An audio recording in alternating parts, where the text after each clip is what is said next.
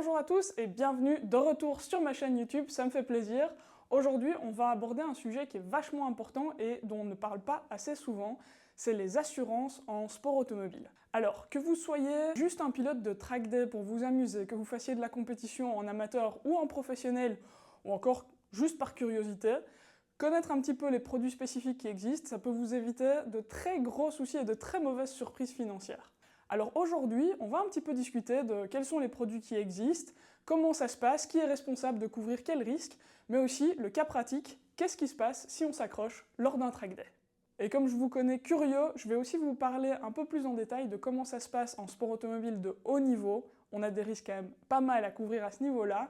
Et ça tombe bien, pour illustrer cette partie de la vidéo, je vais vous parler d'un partenariat que j'ai conclu pour les 24 heures de Spa avec la société d'assurance Van der Hagen. Van der Hagen qui est un souscripteur spécialisé en risques spéciaux pour les véhicules de prestige et véhicules anciens, mais ça vient un peu plus tard dans la vidéo. Piloter sur circuit, ça implique des risques plus élevés. On va plus vite, on roule plus proche de sa limite, il y a d'autres véhicules en piste qui font exactement la même chose, on tente des manœuvres parfois un peu osées, et donc on prend le risque de créer des dommages à son véhicule, aux autres véhicules, au matériel, ou encore même aux personnes. Et dans ce cas-là, si vous n'êtes pas bien couvert, vous pouvez vite vous retrouver avec des frais de réparation astronomiques au niveau de votre véhicule, d'autres véhicules, de matériel du circuit. Si vous pliez un rail, c'est vous qui devez le rembourser, ou même encore des dommages corporels si vous vous faites mal ou si vous faites mal à quelqu'un d'autre. C'est donc hyper important d'être bien couvert et de savoir ce qui est protégé. C'est donc une assurance adaptée qui peut vous protéger le portefeuille, mais aussi votre tranquillité d'esprit. Je commence par vous parler de l'assurance responsabilité civile liée exclusivement au circuit. Parce que oui, même si vous avez une RC qui va avec votre assurance auto classique, vous n'avez pas, ou probablement pas, de couverture en cas d'utilisation du véhicule sur circuit. C'est exclu de la plupart des contrats. Et cette assurance, elle va couvrir les dommages causés à des tiers. Ça peut être un autre pilote, ça peut être des commissaires de piste, ou encore des spectateurs qui étaient là ce jour-là. Cette assurance, elle vous couvre dans ce cas-là, et c'est quand même super important. Ensuite, on peut parler de l'assurance Casco, Tout Risque ou Omnium, mais liée spécifiquement au circuit. Parce que là encore, la plupart des contrats d'assurance que vous prenez pour votre voiture sur la route ne couvrent pas l'utilisation du véhicule sur circuit.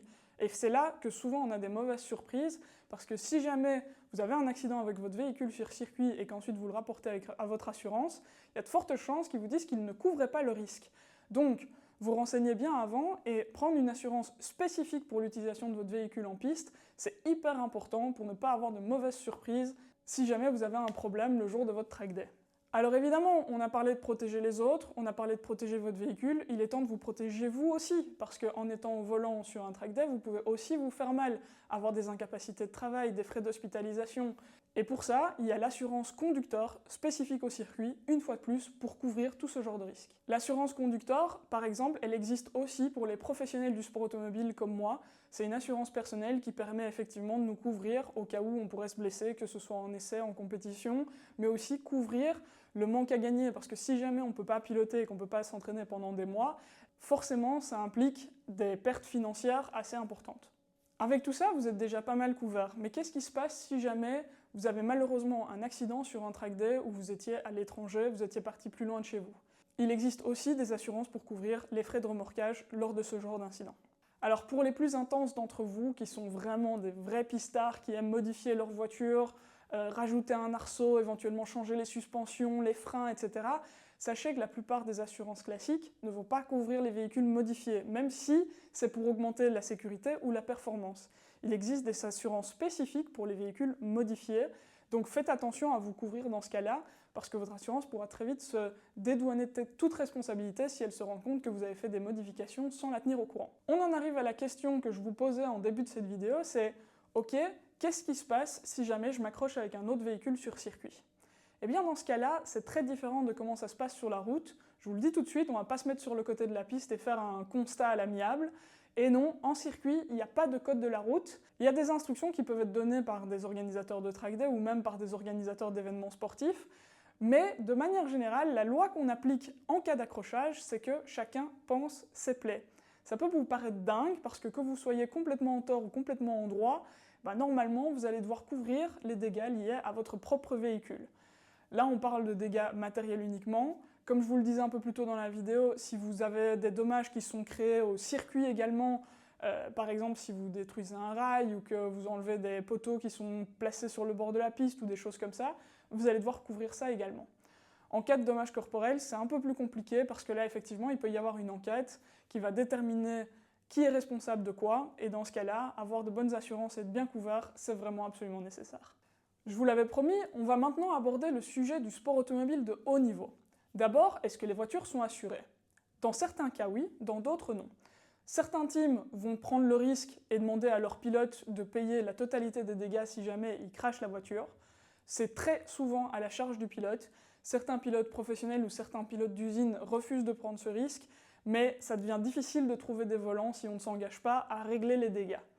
D'autres teams, et c'est le cas par exemple de Come2You aux 24 heures de Spa, assurent leur voiture grâce à des assurances circuits spécifiques pour le sport automobile, comme celles que font notamment les assurances Van der Hagen dont je vous ai parlé un peu plus tôt dans cette vidéo. Ces risques spécifiques, forcément, ils ont des primes d'assurance et des franchises d'assurance qui sont plus élevées que ce que vous auriez pour assurer votre voiture en track day.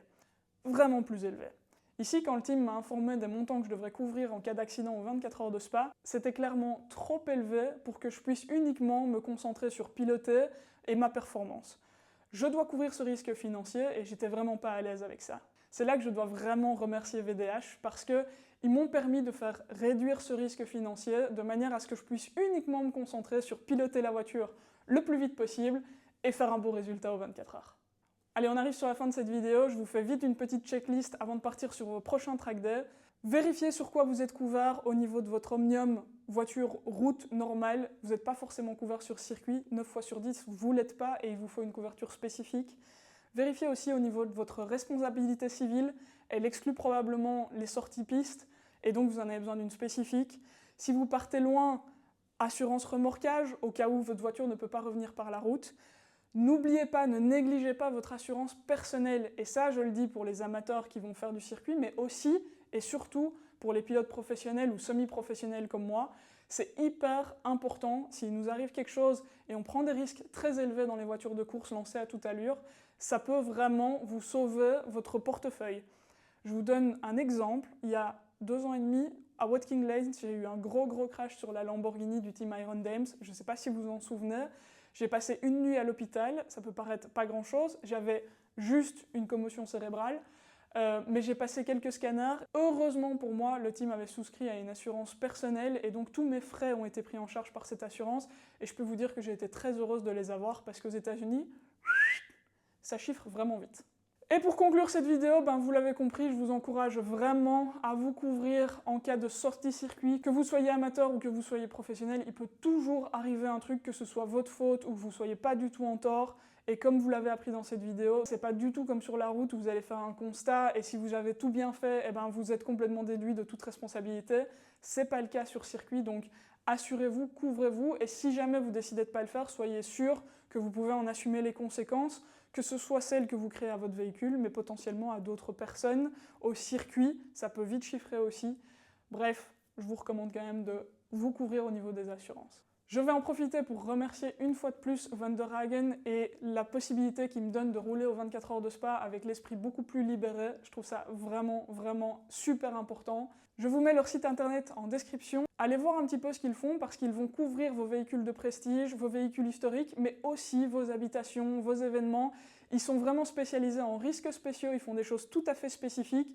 Allez voir et n'hésitez pas à faire appel à eux de ma part. Et voilà, c'est la fin de cette vidéo. J'espère que 1, ça vous a plu, 2, que vous aurez appris des choses intéressantes, 3, que ça vous évitera des soucis dans le futur. N'hésitez pas à me mettre en commentaire où est votre prochaine sortie track day, est-ce que vous allez être couvert par votre assurance, ou même partager vos anecdotes de track day et de choses qui vous sont arrivées. Ça peut toujours servir à d'autres personnes aussi de voir un petit peu les expériences personnelles de chacun. Je vous retrouverai dans les commentaires, je vous réponds, je vous lis, ça me fait super plaisir, vous êtes hyper positifs, merci pour tout, merci pour votre soutien. On se retrouve très vite sur la chaîne ou sur un circuit.